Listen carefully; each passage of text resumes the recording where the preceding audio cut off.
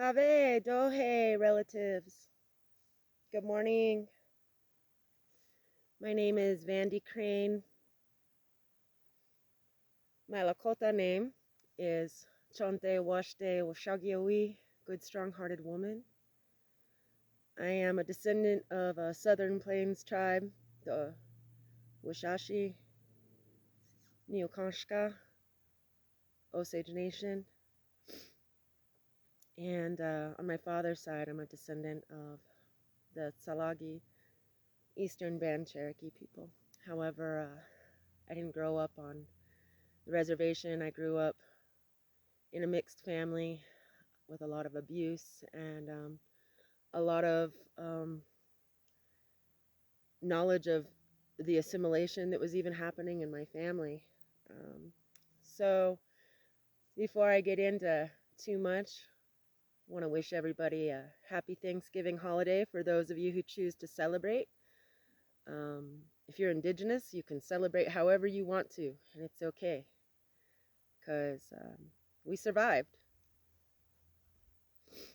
And if you're not indigenous to these lands, I hope you consider celebrating in a conscious way that no longer celebrates genocide and historical inaccuracies. With that said, my prayer today is that everybody remembers this gratitude that they feel on a holiday like this throughout the entire year, 365 days, that importance of family and connectedness. So I'm coming to you this morning from the Cekpa Hoksi Center for ReMatriation, the Rise and Love Foundation's most recent project. We are located out here in Pecos Pueblo and Jicarilla Apache ancestral territory along the Pecos River in northern New Mexico. I started the Rise and Love Foundation 8 years ago in response to my choosing to become a career whistleblower as a mental health clinician working with troubled youth. And over 20 years of experience, I decided that the system wasn't ready to change, and I wasn't willing to let the system change me. So I started the Rise and Love Foundation 8 years ago as my solution-focused response, rather than be angry at the society that we live in, which I challenge has been created for predators, by predators.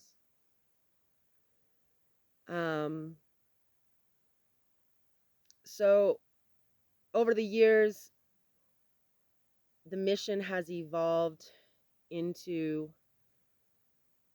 offering a way to support rematriation in communities. And there are so many amazing Black and Indigenous women on the front lines right now doing work that is forging a future that'll benefit everyone, not just the select few in power.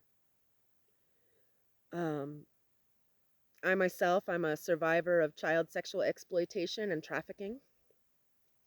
I wasn't always full of hope and gratitude the way I am today.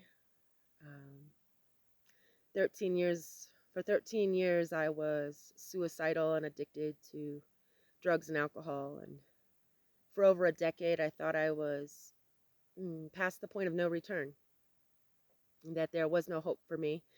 And I could never imagine living a life with a heart filled with gratitude. My Osage grandmother who raised me, she was a World War II veteran and an artist, and a nurse, a very beautiful woman who made a lot of decisions in life based on her experience in boarding school.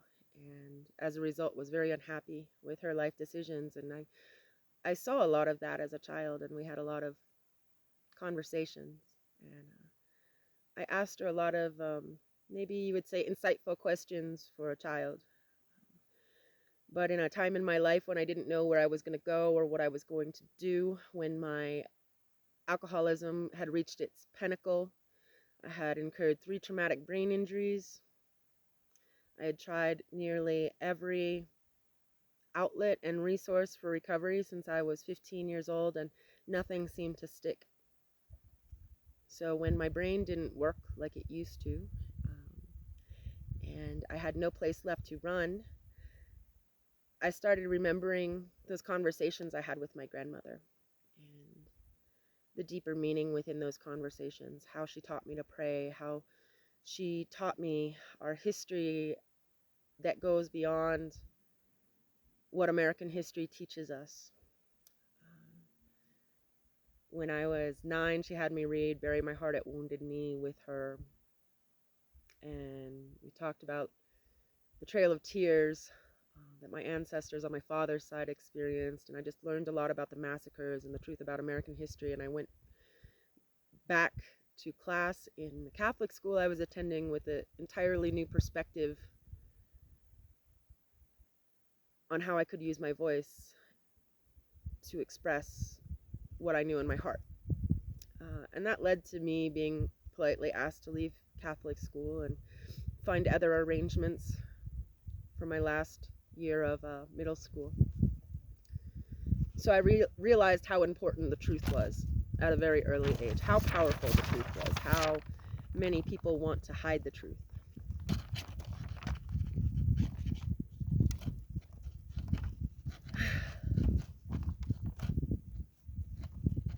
And that's what a lot of women are risking their lives for today, especially Indigenous women, Black women.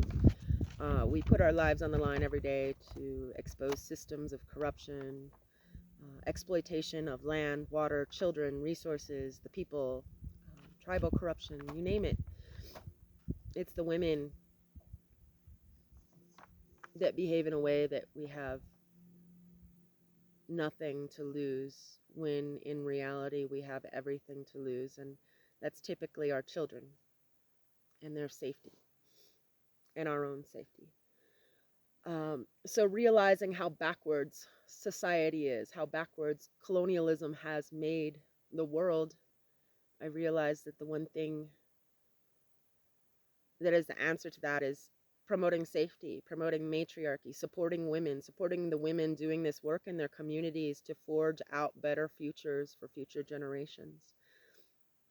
And for 20 years, 20 years ago, I had the dream of being in the mountains, creating a safe space for women like myself to build a foundation to heal and to create the lives that they deserve.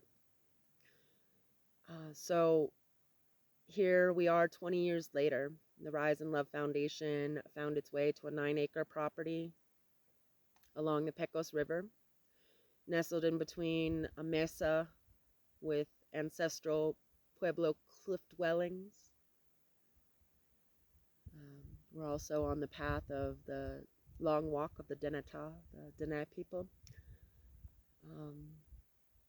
Doing that work of rematriation, providing, since May 2019, we have been providing a safe space for Indigenous and Black women and their families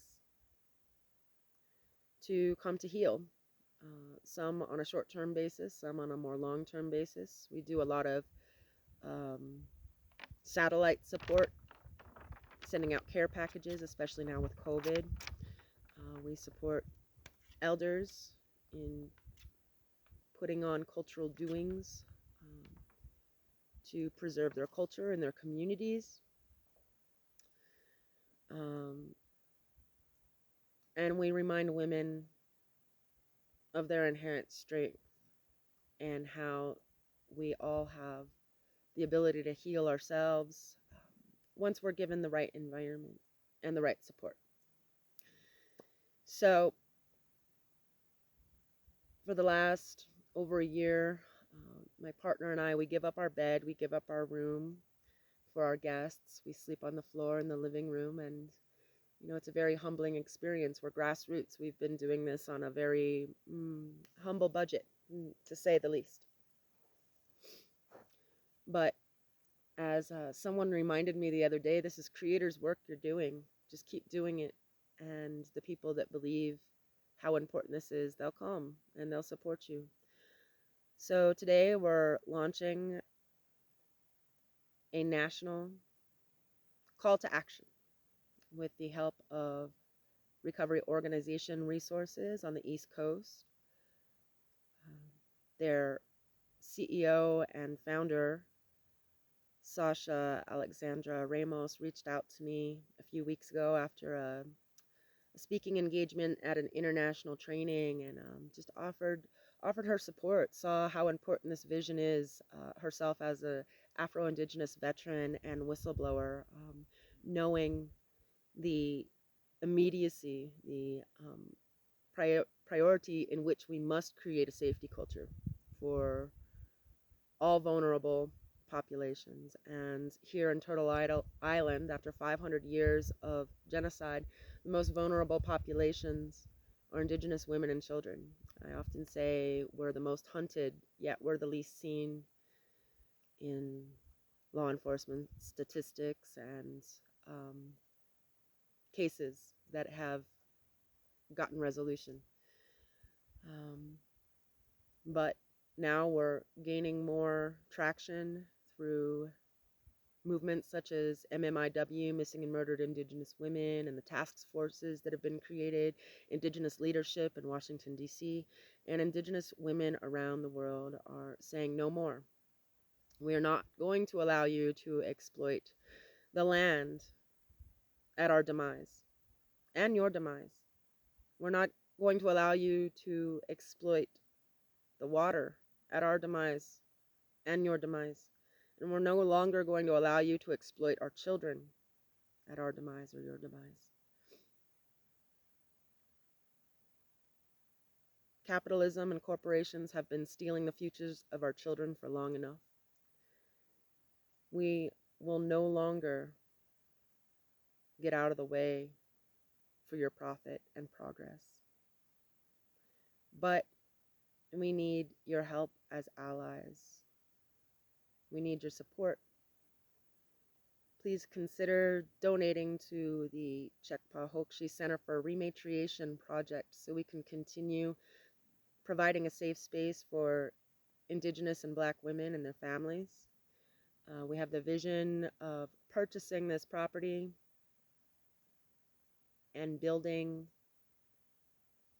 units, a couple teepees, speaking to someone from the Dene Nation about coming out and building a hogan for our Dene relatives to honor their ancestors,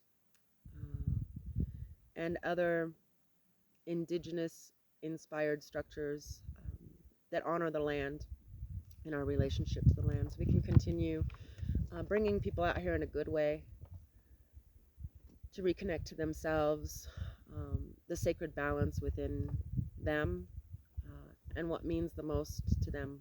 Sometimes, we get so into this work we forget why we're doing it, and we forget to take care of ourselves. But without taking care of ourselves, this work can't continue. So please consider donating to the Rise in Love Foundation to celebrate this Truthsgiving holiday. We want to move into a better future that supports everyone, not just the few. So you can find out more about our project at riseinlovefoundation.org. You can reach me at vandy@riseinlovefoundation.org. And you can click on the link below to donate. Thank you. Stay blessed and grateful.